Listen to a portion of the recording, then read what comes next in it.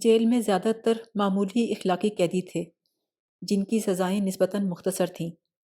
اس کے بعد عمر قید والوں کا عجیب و غریب گروہ تھا۔ عموماً عمر قید 14 یا 20 سال کی ہوتی ہے، لیکن بعض اوقات انہیں اس سے کہیں زیادہ لمبی سزا بھگتنا پڑتی۔ مثلاً کئی جرموں کا ایک ساتھ مقدمہ چلایا جاتا اور سب کی سزائیں جمع کر کے عائد کر دی جاتی۔ بہت سے لوگ کئی سال جیل میں گزار کر ادھیڑ عمر کو پہنچ چکے تھے اور ابھی بھی ان کی سزا کے 20 30 برس باقی تھے۔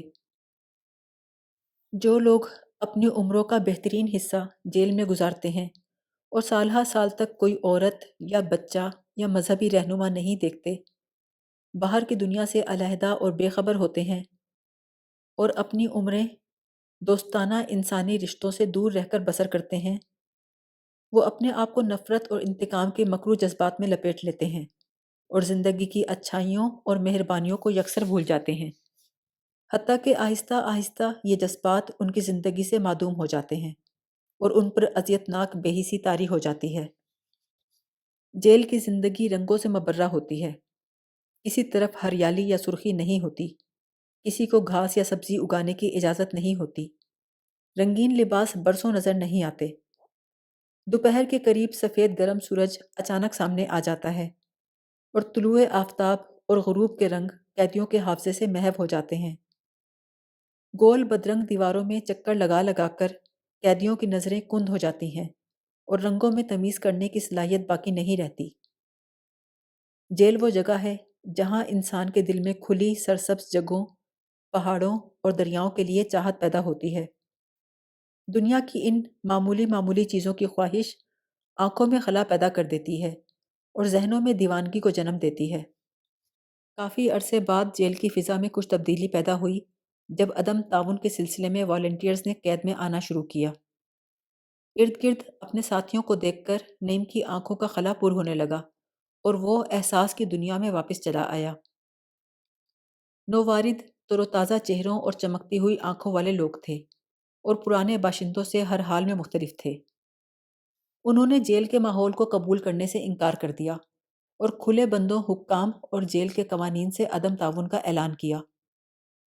اس کا نتیجہ یہ ہوا کہ جیل کا نظام سخت تر کر دیا گیا اور زائد مشقت اور درے بازی کے واقعات روز بروز بڑھنے لگے۔ ایک واقعہ جو نعیم کو بہت عرصے یاد رہا ایک 16 سالہ لڑکے کا تھا۔ وہ ذہین چہرے والا خوش مزاج اور دلیر لڑکا تھا۔ اس کے چہرے پر لڑکپن کا دمکتا ہوا حسن اور دلربائی تھی۔ وہ عدم تعاون کی تحریک میں اسکول چھوڑ کر جیل چلا آیا تھا۔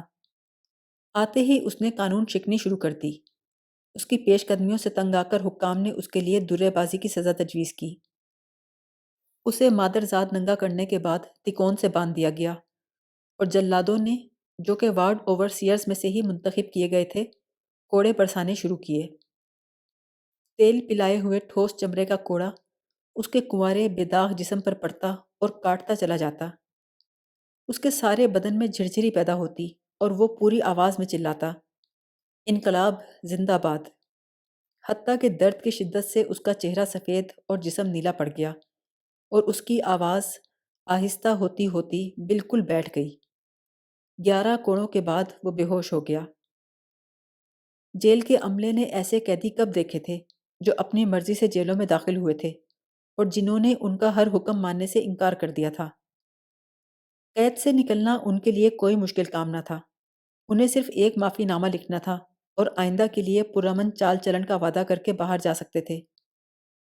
ان کے بارے میں جیل کے عملے کو اعلیٰ حکام کی طرف سے خاص ہدایات موصول ہوئی تھیں۔ ان دنوں ان جیلرز کو خاص ترقیاں اور خطاب عطا کیے گئے جن کا سلوک قیدیوں کے ساتھ خاص طور پر سنگ دلانہ تھا۔